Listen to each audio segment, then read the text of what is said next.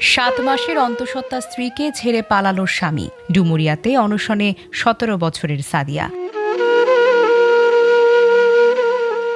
পিরোজপুরের নাজিরপুরে ডুমুরিয়া গ্রামের 7 মাসের অন্তঃসত্ত্বা স্ত্রী সাদিয়া আক্তারকে ফেলে পালিয়ে গেছে স্বামী নাফিজ ফরাজি।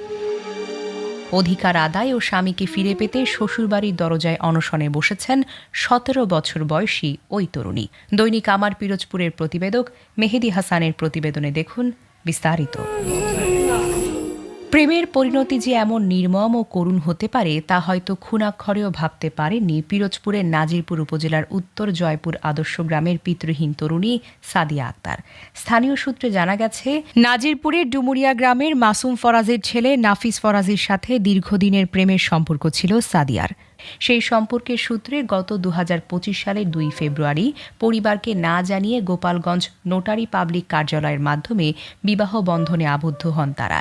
বিয়ের পর গোপালগঞ্জ জেলার সদরে বাসা ভাড়া নিয়ে এতদিন সংসারও চালিয়ে আসছিলেন এই দম্পতি।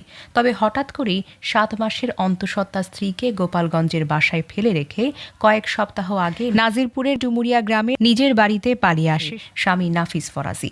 নিরুপায় হয়ে নিজের ও পেটের সন্তানের অধিকার আদায়ে 24 জুলাই শুক্রবার সকালে স্বামীর বাড়ি ডুমুরিয়া গ্রামে ছুটে আসেন সাদিয়া। কিন্তু সাদিয়ার আসার খবর পেয়েই তড়ি ঘড়ি করে ঘরের সম্মুখ ও পেছনের দরজায় তালা লাগিয়ে চম্পট দেয় স্বামী নাফিস ও তার মা। এরপর থেকে অনাহারে অর্ধাহারে স্বামীর দরজায় অনশনে বসে রয়েছেন এই গর্ভবতী নারী। দেখার পর তারপরে আমার ফ্রেন্ডের কাছ থেকে নাম্বার নিছে, ফেসবুক আইডি নিছে। ফেসবুক আইডি নেওয়ার পর প্রতিদিন মেসেজ দেয়, কিন্তু 1 বছর পর আমি ওরে রিপ্লাই দিছি। তারপর আমরা 4-5 মাস রিলেশন করছি। তারপরে ওর সঙ্গে আমি পালাই বিয়ে করছি। আমাকে গোপালগঞ্জ নিয়ে গেছিলো। গোপালগঞ্জ কোর্টে বিয়ে করার পর গোপালগঞ্জ রুম ভাড়া করে রাখছে। এখন 4 মাস হয়েছে আমাকে ফেলে রেখে চলে আসছে। আর ওর বাচ্চা আমার পেটে, আমার 7 মাস। তো আমি এখানে আসছি, আমি এখানে থাকতে চাই। সাংবাদিক। এদিকে অনশনরত সাদিয়ার পরিবার সূত্রে জানা গেছে, তার বাবা শাহাবুল শেখ ছিলেন জাহাজের একজন সাধারণ সিমেন্ট বহনকারী শ্রমিক। কয়েক বছর আগে জাহাজ থেকে পড়ে মেরুদণ্ডের হাড় ভেঙে দীর্ঘদিন পঙ্গু হয়ে মারা যান তিনি।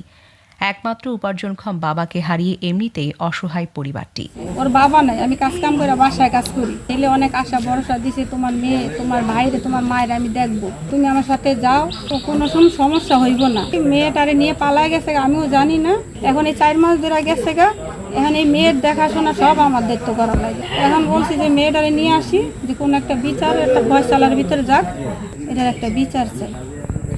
7 মাসের অন্তঃসত্ত্বা সাদিয়ার আইনি অধিকার প্রতিষ্ঠা ও প্রতারক নাফিস ফরাজিকে আইনের আওতায় আনতে প্রশাসনের দ্রুত হস্তক্ষেপ দাবি করেছেন স্থানীয়রা। যে সময় লাইন করে এই সময় কিন্তু আমরা ও বাড়ি যাইয়া, আমরা না আরো পোলাপান গেছে এখানে যাইয়ে কিন্তু মানা করছি যে শোন এই কিন্তু থাকবি না, এই তোরা যে লাইন করো থাকবে না। এই মাইয়া ওলার বাপমার মানিয়ে নেওয়া উচিত, কারণ এ বিয়ে করতে হয়তো 1.5 বছর হয়েছে, ছিল এক জায়গা, সে আইসে আমরা হয়তো জানি না, এখন যে পর্যায়ে গেছে মানিয়ে নেওয়া উচিত। স্বামীতে তারা অস্বীকার করতেছে, সেই মেয়েটা নাকি 7 মাসের অন্তঃসত্ত্বা। আমরা চাই এই মেয়েটা যেন তার স্বামীর সংসারে থাকতে পারে।